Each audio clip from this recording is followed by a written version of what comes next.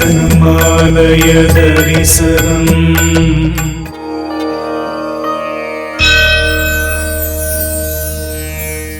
திருவண்ணாமலை வேலூர் சாலையில் திருவண்ணாமலையிலிருந்து சுமார் 50 கிலோமீட்டர் தொலைவில் உள்ளது சந்தவாசல் என்னும் சிற்றூர். ஊரின் நடுவே சாநித்தியம் குறையாமல் அருள்மழை பொழிகிறாள் கங்கையம்மன்.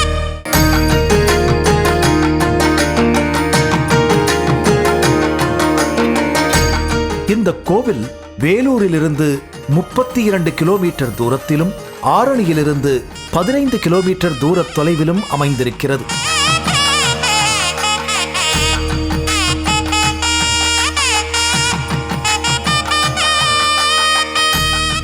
இந்த கோவில் 2 ராஜகோபுரங்களை கொண்டுள்ளது. 2 ராஜகோபுரங்களும் 3 அடுக்குகளை கொண்டிருக்கிறது.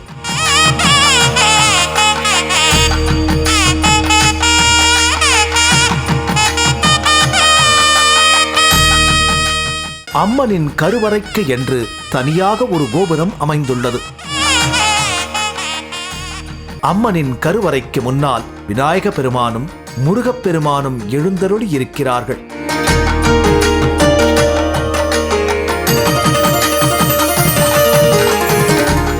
கருவறையில் கங்கையம்மன் சாந்தமும் கருணையுமாக காட்சி தருகிறாள்.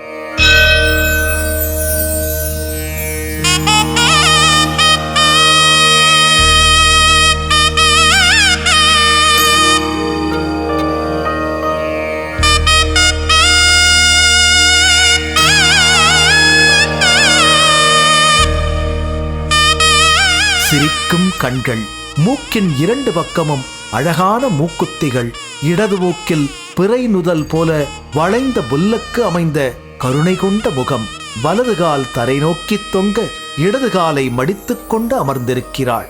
அவளது வலது காலின் கீழே அவளது வாகனமான சிங்கம் அமர்ந்திருக்கிறது. அதன் தலைமேல் அவள் கால்பட்டுக் கொண்டிருக்கும். அவள் சிரசின் மீது 5 தலை நாகம் குடைபிடித்துக் கொண்டிருப்பது போல அமைந்திருக்கிறது.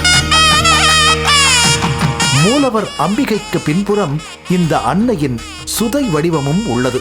இவளின் கைகளில் தண்டம், உடுக்கை அதாவது டமருகம் மற்றும் அமுத கலசத்தை ஏந்தியுள்ளாள். இந்த கோவிலில் ஒரே பிராகாரம் மட்டுமே உள்ளது. பிராகாரத்தை வலம் வரும்போது வாராகி, பிராமி, வைஷ்ணவி, விஷ்ணு துர்க்கை ஆகியவர்களை தரிசிக்க முடியும்.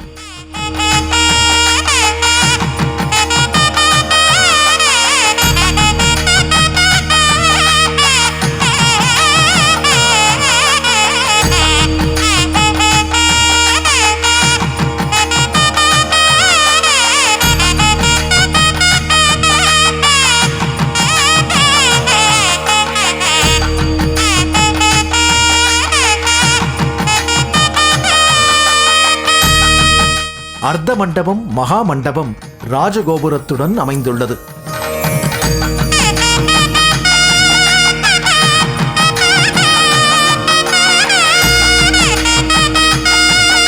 இங்கு சிவபெருமானுக்கும் பெருமாளுக்கும் கோபுரத்துடன் கூடிய தனித்தனி சன்னதிகள் அமைந்திருக்கின்றன.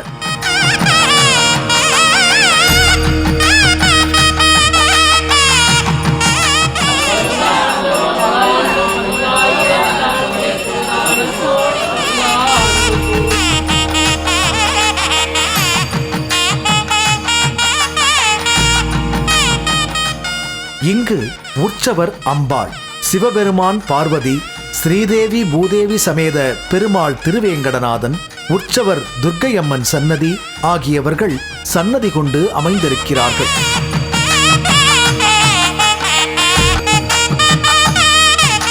இங்கு பெரிய அரசமரம் உள்ளது. அதனடியில் விநாயகர் அமர்ந்து அருள் பாலிக்கிறார். அவருடன் நாகர்கள் பிரதிஷ்டை செய்யப்பட்டு இருக்கிறார்கள்.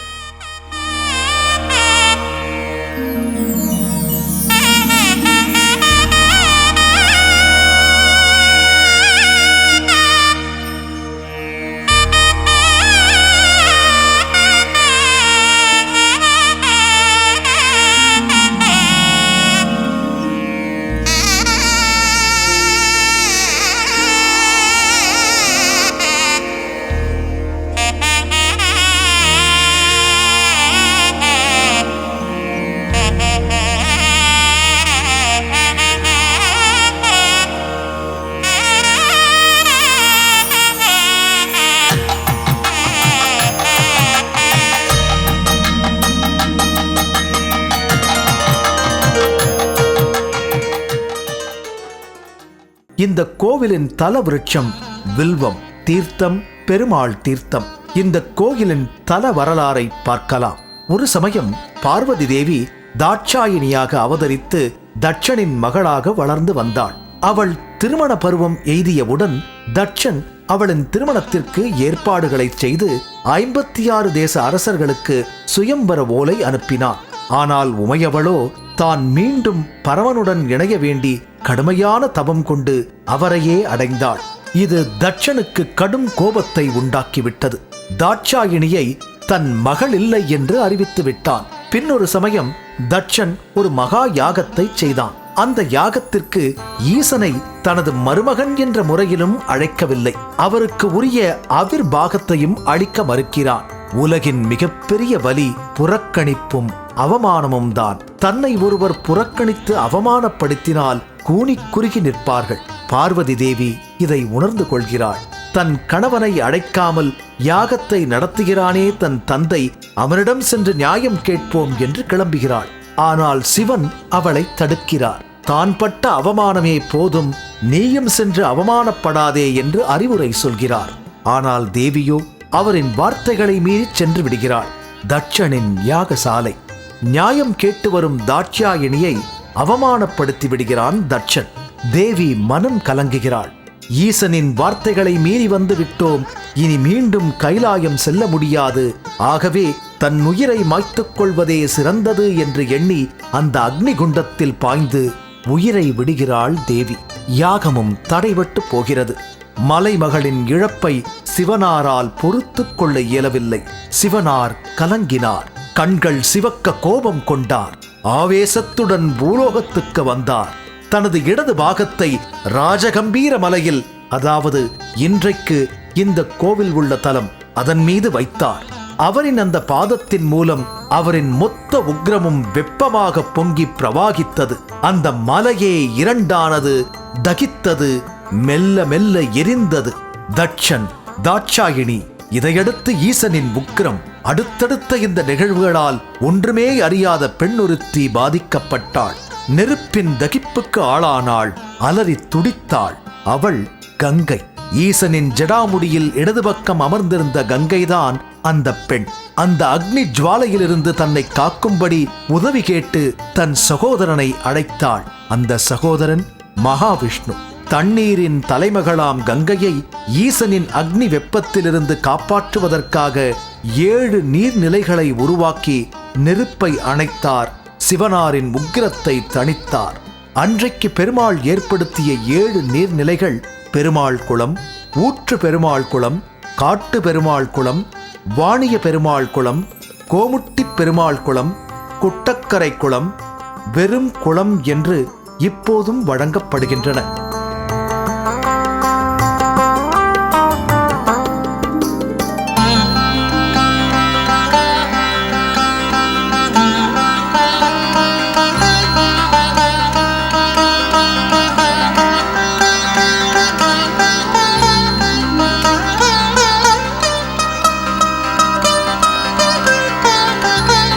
சிவபெருமான் இடது பாதத்தை வைத்த மலையை மிதி மலை என்கிறார்கள். அவர் தனது வலது பாதத்தை வைத்த இடம் அடி அண்ணாமலை. சிவனார் மிதித்த மலை பெருமாள் ஏற்படுத்திய 7 நீர்நிலைகள் தவிர இந்த ஊருக்கு இன்னொரு சிறப்பும் உண்டு. அதே பகுதியில் கோயில் கொண்டு இன்றைக்கும் அருள்பாலித்து வருகிறாள் கங்காதேவி. இவளை கங்கையம்மன் என்று போற்றுகின்றனர் பக்தர்கள்.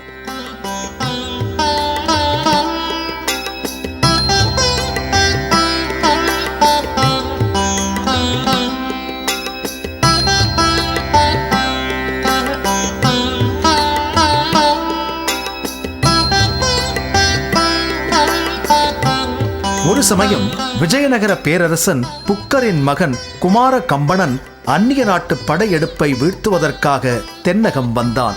அப்போது ராஜகம்பீர தேச மன்னன் ராஜநாராயண வென்றுமன் கொண்டானுக்கும் குமார கம்பணனுக்கும் முன்பகை எதுவும் இல்லாமலேயே போர் மூண்டது. போர் நிகழ்ந்த இடம் கனம்பூர் என்றானது. இந்த போரில் தோல்வி கொண்டு பின்வாங்கி ஓடிய ராஜநாராயணன் கல் வாசலுக்கு, அதாவது களம் வாசல் ஓடினான். குமார கம்பணனின் சேனை அவனை பின்தொடர்ந்தது. போரில் வெற்றி பெற்ற குமார கம்பணன் ராஜநாராயணனிடமே மீண்டும் தேசத்தை தந்தான். இதனால் சேனைக்கு மீண்டான் வாசல் என்ற பெயர் வந்ததாம்.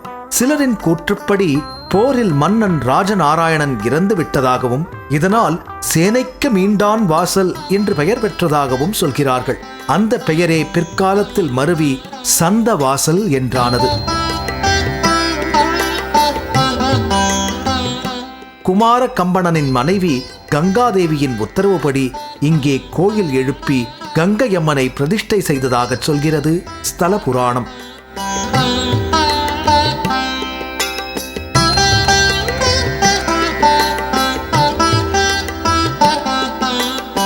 கோயிலின் பின்புறத்தில் உயர்ந்து நிற்கிறது ராஜகம்பீர மலை. இங்குதான் சிவனார் தனது இடது பாதத்தை வைத்தார். சிவனாரின் பாதம் பட்டதால் சற்றே அழுந்தி தாழ்ந்தபடி இருக்கிறது மிதிமலை. கடந்த 95ஆம் ஆண்டு காஞ்சி ஸ்ரீ ஜெயேந்திர சரஸ்வதி சுவாமிகள் கங்கையம்மன் கோயிலுக்கு வந்து அம்மனை தரிசித்து ஆலயத்துக்கு பாலாலயமும் செய்து வைக்க பால பெரியவரின் முன்னிலையில் 97ஆம் ஆண்டு கும்பாபிஷேகம் நடைபெற்றது என்கின்றனர் கோயில் நிர்வாகிகள்.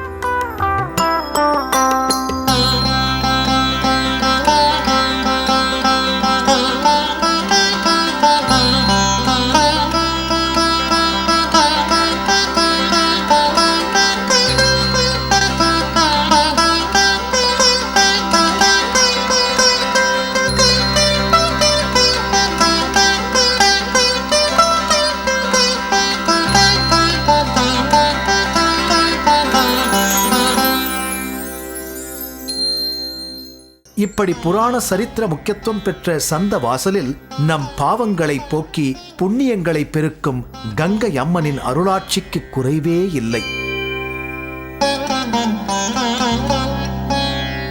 தீபாவளி, மாசி மகம், ஆடிப்பூரம், ஆடி அமாவாசை, பௌர்ணமி, பங்குனி உத்திரம் போன்ற நாட்கள் இங்கு விசேஷ தினங்கள்.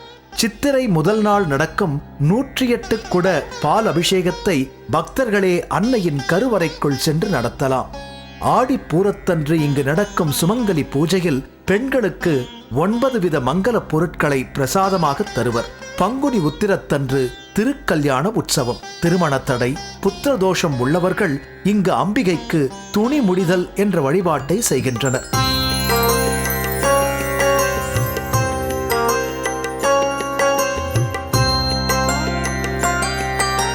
பக்தர்கள் மஞ்சள் துணியில் காணிக்கை கட்டி அம்பாள் பாதத்தில் வைத்து பூஜித்து பிரார்த்தனை செய்து கொள்கின்றனர். பின் அதை கோவிலிலேயே கொடுத்துவிட்டு சென்று விடுகின்றனர். அவர்களது பிரார்த்தனை நிறைவேறியதும் மீண்டும் அந்த துணி முடிப்பை வாங்கி அம்பாளுக்கு காணிக்கையாக செலுத்துகின்றனர். மேலும் கணவருக்கு நீண்ட ஆயுள் வேண்டி அம்பிகைக்கு தாலி அணிவிப்பதாகவும் வேண்டிக் கொள்கிறார்கள். இவைகள் மட்டுமல்லாமல் குரு, சனி, ராகு, கேது பெயர்ச்சிகளின் போது இங்குள்ள நவக்கிரக சந்நிதியில் விசேஷ ஹோமத்துடன் பரிகார பூஜைகளும் நடைபெறுகின்றன. இந்த கோவிலில் அர்ச்சனை கட்டளை பிரசித்தம். இங்கு நேரில் வந்து தரிசிக்க முடியாத பல்வேறு ஊர்களில் உள்ள எண்ணற்ற அன்பர்களுக்கு அவர்களது நட்சத்திரத்தின் போது சிறப்பு அர்ச்சனை செய்து பிரசாதம் அனுப்பி வைக்கப்படுகிறது.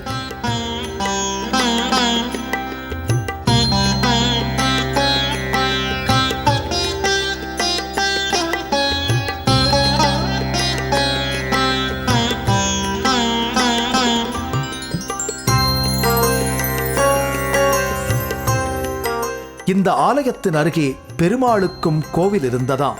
ஆனால் இன்று கருடாழ்வார், ஆஞ்சநேயர் மற்றும் சங்கு சக்கர திருவுருவங்கள் தீபஸ்தூலத்தில் பொறிக்கப்பட்ட கல்வெட்டு ஒன்றுதான் அதற்கு சாட்சியாக உள்ளது.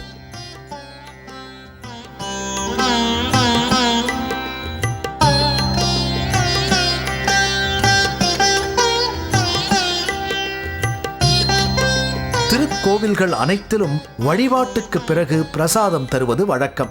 அவை சிவாலயமாக இருந்தால் திருநீராகவும், விஷ்ணு கோயிலாக இருந்தால் அம்பாள் சன்னதியில் மஞ்சள் குங்குமமும், பெருமாள் சன்னதியில் துளசி தீர்த்தம் தருவதை நாம் அனுபவித்திருப்போம். ஆனால் இங்கு இந்த தலத்தில் அம்பாளுக்கு அபிஷேகம் செய்த தீர்த்தத்தையே பிரசாதமாக தருகிறார்கள்.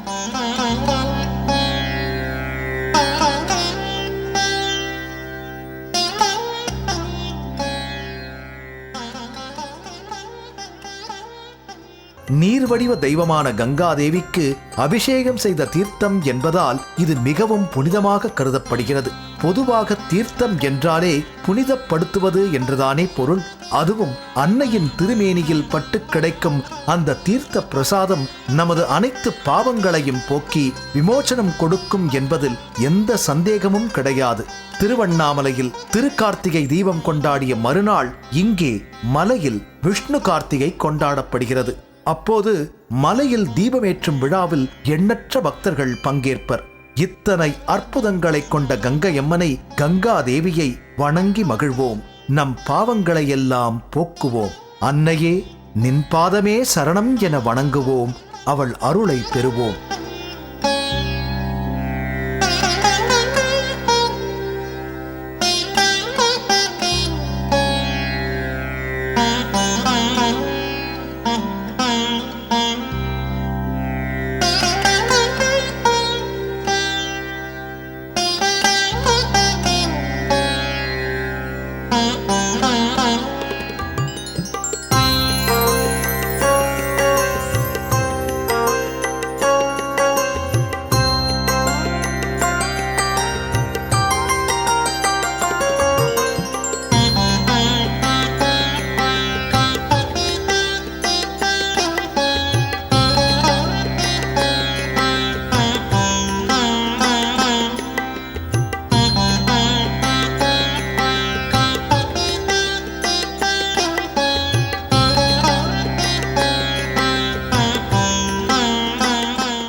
தேங்க்ஸ் ஃபார் வாட்சிங் கடவுள் டிவி. இது போன்ற ஆன்மீக வீடியோக்களை தொடர்ந்து பார்க்க கடவுள் டிவி யூடியூப் சேனலை சப்ஸ்கிரைப் பண்ணுங்க. நோட்டிபிகேஷன்களுக்கு பெல் ஐகானை பிரஸ் பண்ணுங்க. லைக் பண்ணுங்க, ஷேர் பண்ணுங்க.